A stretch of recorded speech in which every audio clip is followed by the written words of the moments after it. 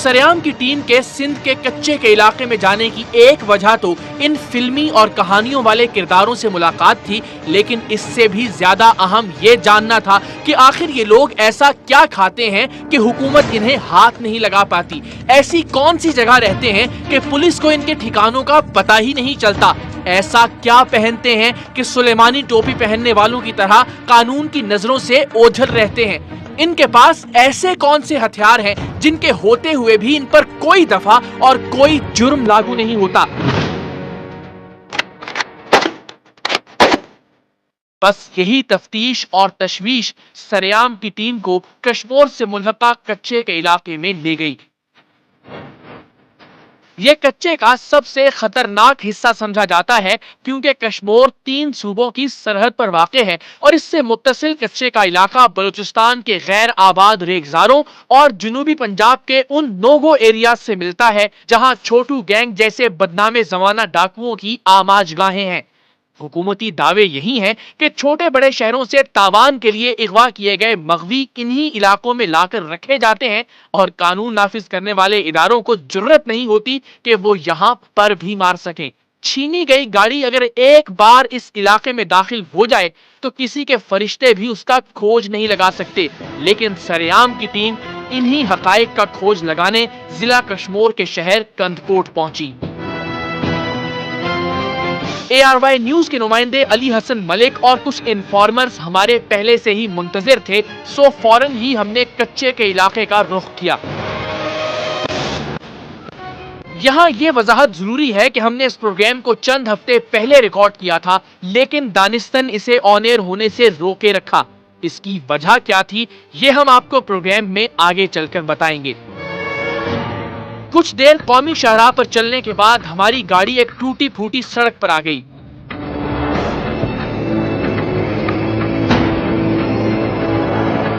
और फिर कुछ मजीद सफर के बाद धूल से अटे कच्चे रास्तों पर। रास्ते में ऐसे कई मकाम आए जब सभी लोगों को गाड़ियों से उतरना पड़ा और बड़ी मुश्किल से गाड़ियां दूसरी जानिब जा सकी।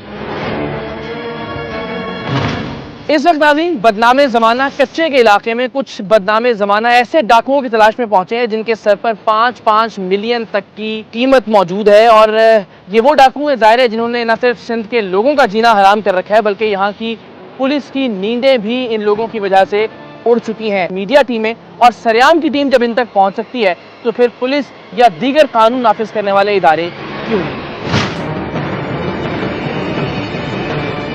तमाम तर दुश्वारियों और कठिन रास्तों के बावजूद हमारा सफर कई घंटे तक मुसलसल जारी रहा। मोटरसाइकिल पर सवार असलहा बरदार हमारे छोटे से काफिले को कुछ देर तक रास्ता दिखाते और फिर गायब हो जाते और फिर कुछ ही देर में उनकी जगह कोई और ले लेता, क्योंकि ये लोग अगली गाड़ी में मौजूद हमारे इन्फॉर्मर से मुसलसल राबिते में थे। खुदा करके हम अपने पहले पड़ाव पर पहुंच तो गए, लेकिन यहाँ हमारा इस्तकबाल जदीद G3 गन्स की गोलियों से किया गया।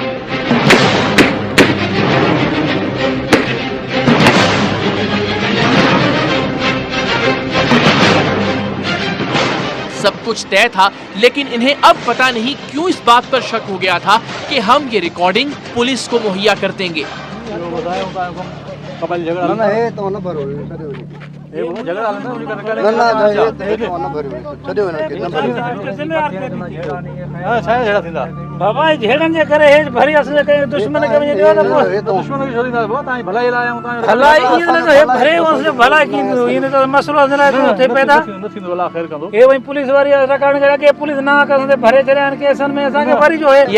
फिलहाल अगर कहते हैं तो बंद कर देते हैं हम फिलहाल, और फिर वहां जाके इनको बैठ के बात है ना। चले। बड़ी मुश्किल से जदीद तरीन हथियारों से लैस इन डाकुओं को समझाया और उसके बाद लकोदक सहरा में बनी हुई इनकी औताक में बैठने और कैमरा ऑन करने की इजाजत मिली। जदीद G3 गन्स के बाद जो पहला हथियार हमने देखा वो इतना हैबतनाक था कि एक डाकू के पास उसकी मौजूदगी हैरत अंगेज थी जिसे इसका नाम भी नहीं पता था। इन डाकुओं का ख्याल था कि शायद इसे R75 कहते हैं। लेकिन उन्होंने इसका नाम प्यार से पपीता रख दिया था। इसी के नाम अपने मेरे पास भी नहीं आता है, बस इसका इस्तेमाल आता है। इस्तेमाल मेरे पास इसी का आता है नाम, इसी असा अपने नाल इसी का नाम पपीता रखता है। अच्छा, और ये इस्तेमाल भी किया? इस्तेमाल बिल्कुल इस्तेमाल तो मैंने दुश्मन के खातिर जरूर इस्तेमाल करता है। अच्छा, मजबूरन करना मजबूरी पड़ता है। खातिर मेरे इसी वजह से इस्तेमाल करता है। मेरे भाई 3 भाई है मेरे दुश्मन ने कत्ल किया है। इस तरह की चीजें आमतौर पे तो हमें मिलती नहीं है ना। मुश्किल तो नहीं है, सजल आसान है भाईजान, कोई मसला ही नहीं है ना।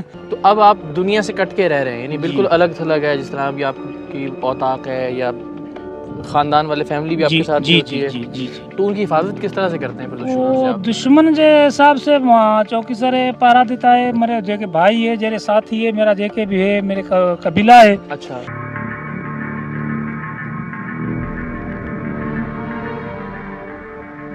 आपका गुजारा कैसे होता है? खर्चा चाहिए होता है ना खानदान के लिए, जाहिर है। हाँ। उसके लिए वो जेके जमीन है मेरा, वो उसी पास आबादी करता हूँ, पांचों खानदान ही है इसी के पास। वो लोग हर चीज नहीं हो जेकर एक डाका डालते, डाका कौन डालते हूँ असा जेको पांचों खानदान है।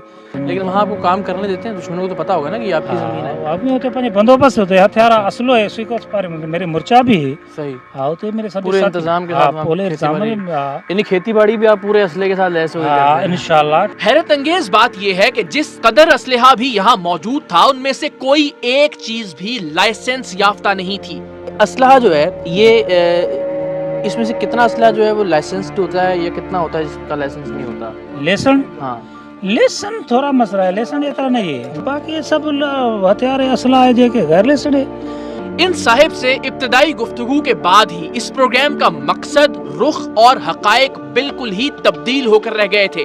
हमें अंदाजा होना शुरू हो गया था कि ये सारी गड़बड़ असल में कबायली झगड़ों का शाखसाना है और ये लोग असल में नस्ल दर नस्ल दुश्मनियों के मारे हुए हैं। हाँ, कुछ जराइम पेशा लोग जरूर दुश्मनियों के वार और असलहे की भरमार की आड़ में डाका जनी और इगवा बराए तावान का धंधा शुरू कर देते हैं। आपकी ख्वाहिश है कि झगड़ा खत्म हो जाए? सही, बिल्कुल हमारी ख्वाहिश है जेकर मेरा झगड़ा खत्म हो जाएगा तो इस तरह ऐसी भी सोची जाती है आज़ादी जिंदगी जरूर आज़ादी है। हाँ, अभी आज़ादी जिंदगी अभी नहीं है। नहीं आज़ादी असला है क्या आज़ादी है? 24 घंटे साथ लेके घूमना है? 24 लेके 50-30 मर्द बंदे मेरे साथ होता है। नहीं ये तो नहीं है जेकर जो इतने बंदे के खर्चों भी है, सही है। जेकर तकलीफ भी है, अचन वजन का भी तकलीफ है।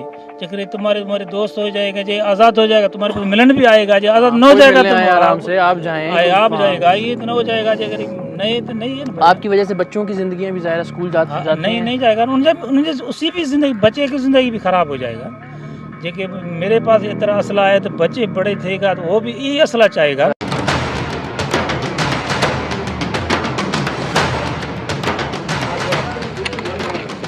ये झगड़े शुरू किस तरह से होते हैं कबीलों के दरमियान आपस में? वजह क्या होती है बुनियादी तौर पर लड़ाई?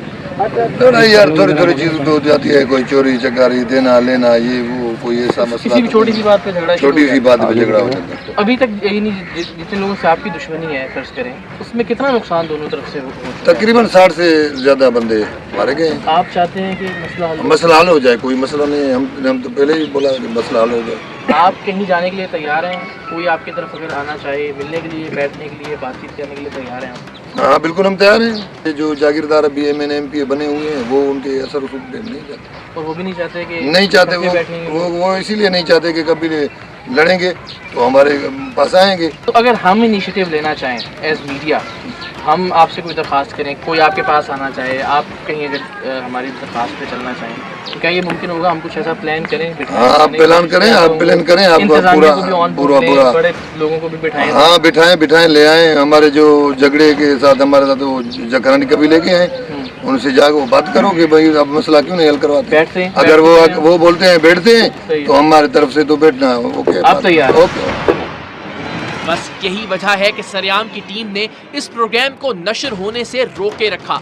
हमारी खुशफहमी थी कि हम कोई से 2 कबीलों की सुलह करवाने के बाद ही इस प्रोग्राम को ऑन एयर करेंगे, लेकिन मुसलसल राबितों और कोशिशों के बाद हमें इस बात का एहसास हुआ कि ये दिनों या हफ्तों में हल होने वाला मसला नहीं, क्योंकि फरसूदा और करप्ट कबायली, सियासी और इंतजामी अफराद ऐसा होने ही नहीं देना चाहते, वरना उनकी चौधराहट का क्या होगा।